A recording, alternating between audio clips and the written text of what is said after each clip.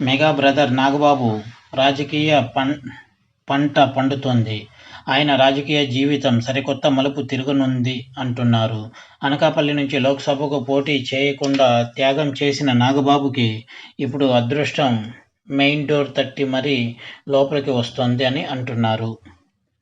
లేకపోతే వైసీపీ నుంచి ఆర్ కృష్ణయ్య అనూహ్యంగా రాజీనామా చేయడం, ఆ విధంగా మూడో ఎంపీ సీటు ఖాళీ అవడం అంతా ఒక లక్ లానే అంటున్నారు.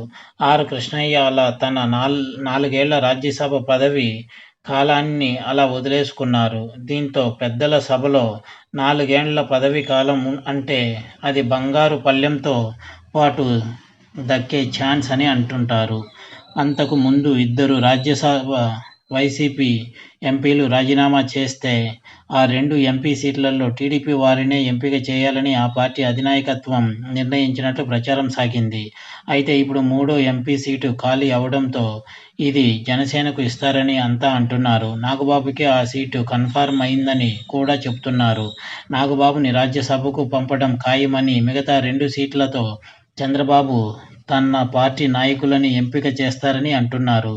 మరోవైపు కేంద్ర మంత్రివర్గంలో కూడా టీడీపీకి 2 పదవులు దక్కాయి. అప్పట్లోనే జనసేనకు మంత్రి పదవి ఇస్తారనే ప్రచారం సాగింది. ఇప్పుడైనా మంత్రి పదవి ఆ పార్టీకి దక్కుతుందని పలువురు అంటున్నారు.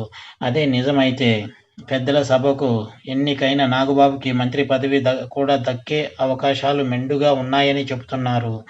అదే కనుక జరిగితే మెగా కుటుంబంలో ఒక అరుదైన పొలిటికల్ రికార్డు సాధించినట్లు అవుతుంది.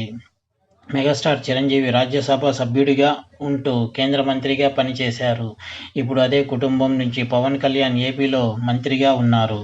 ఇక నాగబాబు కూడా మంత్రి అయితే 3 అన్నదమ్ములు మంత్రులు అయిన రికార్డు ఉంటుంది. ఇది వ్యూవర్స్.